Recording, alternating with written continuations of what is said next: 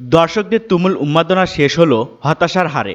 AFC Asian কাপের বাছাই পর্বে সিঙ্গাপুরের বিপক্ষে 2-1 গোলে হেরেছে স্বাগতিক বাংলাদেশ। হামজা চৌধুরী ও সমিত সোমদের মতো প্রবাসী হেভিওয়েট ফুটবলারদের কারণে বাংলাদেশ ফুটবলে নতুন করে জোয়ার উঠেছে, যার রেশ দেখা গেছে সিঙ্গাপুরের বিপক্ষে ম্যাচের মধ্যে।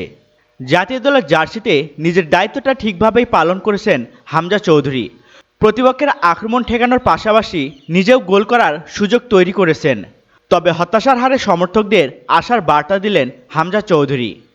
ম্যাচ শেষে সোশ্যাল মিডিয়ার সমর্থকদের উদ্দেশ্যে দেয়া এক বার্তায় হামজা বলেন, আমরা যেমনটা চেয়েছিলাম তা হয়নি, কিন্তু দল ও জাতি হিসাবে আমরা গর্বিত হতে পেরেছি। আমাদের ইতিবাচক থাকতে হবে, কারণ এটা তো মাত্রই শুরু। ইনশাল্লাহ খুব শীঘ্রই আমরা সেই জোয়ারে পৌঁছাবো। ভালোবাসা ও সমর্থনের জন্য হৃদয়ের অন্তরস্থল থেকে ধন্যবাদ। দেখা হবে অক্টোবরে।